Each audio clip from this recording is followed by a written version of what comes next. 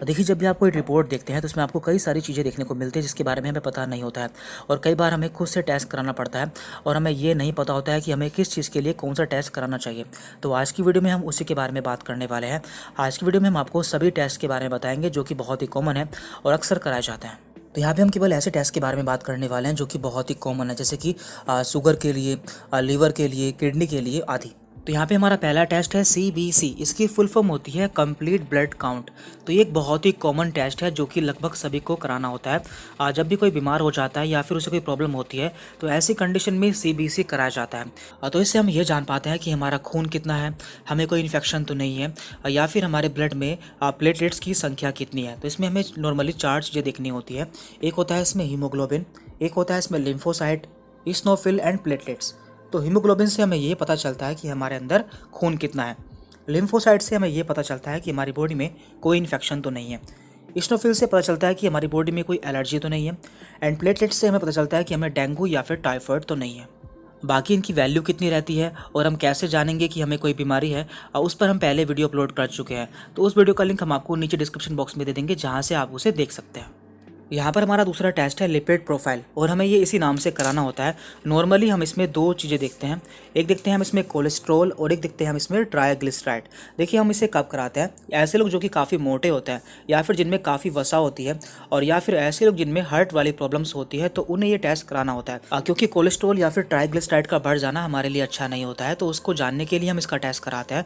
क्योंकि ये जो कोलेस्ट्रॉल होता है या फिर जो वसा होती है हमारी खून की नलिकाओं में जमा हो जाती है, जिससे हमें आगे दिक्कतें हो सकती हैं। इसके बाद यहाँ पर है LFT। इसकी फुल फॉर्म होती है लीवर फंक्शन टेस्ट। तो इसके द्वारा हम जान पाते हैं कि हमारे लीवर में कोई प्रॉब्लम तो नहीं है। तो नॉर्मली हमें इसमें 2 चीज़ें देखते हैं। Number 1 bilirubin and number 2 SGOT and SGPT। यदि किसी का बिलीरुबिन बढ़ जाता है तो हम मान लेते हैं कि उसे पीलिया या फिर जॉन्डिस हो चुका है। और इसी तरह से SGOT एंड SGPT से हम जान पाते हैं कि हमारे लीवर में और कोई प्रॉब्लम तो नहीं है या फिर हमारा लीवर कितना काम कर रहा है। तो इस तरह से LFT से हम जान पाते हैं कि हमारे लीवर में कौन सी प्रॉब्लम है। इसके बाद यहाँ पर है TFT। इसकी फुल फॉर्म होती है थायराइड फंक्शन टेस्ट। तो इस टेस्ट के द्वारा हम जान पाते हैं किसी को थायराइड तो नहीं है। देखिए, थायराइड 2 तरह का होता है, एक होता है हाइपर थायराइड और एक होता है हाइपोथायराइड। जब किसी को हाइपोथायराइड हो जाता है तो उसका वेट काफ़ी बढ़ जाता है। तो ऐसे लोगों में जानने के लिए कि उन्हें थायराइड तो नहीं है, ये टेस्ट कराया जाता है। तो नॉर्मली हम इसमें TSH की वैल्यू देखते हैं। TSH एक हार्मोन होता है, इसकी फुल फॉर्म है थायराइड स्टिमुलेटिंग हार्मोन, जिसकी नॉर्मल वैल्यू होती है 0.55 से 4.78। यदि ये 4.78 से ऊपर हो जाता है तो हम मान लेते हैं कि इसे हाइपोथायराइड हो चुका है। अब हम बात करते हैं शुगर टेस्ट के बारे में, यानी कि ऐसे लोग जिन्हें डायबिटीज़ या फिर शुगर होने की संभावना रहती है तो उनमें कौन से टेस्ट कराए जाते हैं। तो उनमें 3 तरह के टेस्ट कराए जाते हैं। एक होते हैं फास्टिंग, एक होता है पोस्ट पेरेंटल यानी कि PP, और एक होता है HbA1c। जो फास्टिंग होता है ये टेस्ट खाली पेट कराना होता है और इसमें जो वैल्यू होती है वो 100 से कम आती है। इसके बाद है यहाँ पर PP यानी कि खाना खाने के 2 घंटे बाद। इसमें जो वैल्यू होती है 140 से कम होनी चाहिए। और एक होता है HbA1c।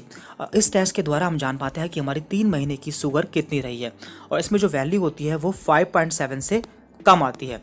तो यदि इतनी वैल्यू आती है तो हम जान पाते हैं कि इस पेशेंट को डायबिटीज़ या फिर शुगर नहीं है।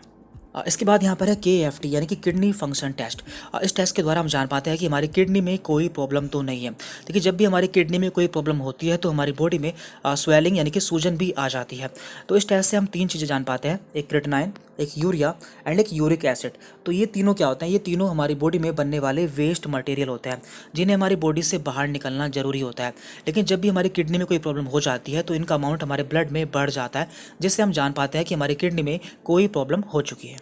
और लास्ट है यहाँ पर यूरिन टेस्ट। देखिए, इसमें आपके यूरिन का सैंपल लिया जाता है और लैब टेक्नीशियन आपके यूरिन का एनालिसिस करता है। देखिए, वैसे तो इसमें बहुत सारी चीज़ें देखी जाती है, लेकिन यहाँ पर केवल हम ऐसी चीज़ों के बारे में बात करेंगे जो कि काफ़ी कॉमन है, जैसे कि ग्लूकोज, प्रोटीन एंड ब्लड। यदि किसी के यूरिन में ग्लूकोज देखने को मिलता है, मीन्स उसे डायबिटीज़ की प्रॉब्लम हो चुकी है। Number 2 protein. यदि किसी के यूरिन में प्रोटीन देखने को मिलता है, मीन्स उसके किडनी में कोई इन्फेक्शन है या फिर और कोई प्रॉब्लम हो चुकी है। एंड नंबर 3 है यहाँ पर ब्लड। यदि किसी के यूरिन में खून देखने को मिलता है, मीन्स उसकी पेशाब की नली में कहीं डैमेज हो चुका है, या फिर उसे UTI है, या फिर उसके किडनी में स्टोन है। तो इसके अलावा कई सारी प्रॉब्लम हो सकती हैं जिसका पता हम टेस्ट कराकर कर सकते हैं। यहाँ पे हमने मैक्सिमम टेस्ट कवर कर लिए हैं। यदि इसके अलावा आप किसी और टेस्ट के बारे में जानना चाहते हैं तो आप हमें नीचे कमेंट करके बता सकते हैं, हम उस पर अलग से वीडियो अपलोड कर देंगे। Thank you very much.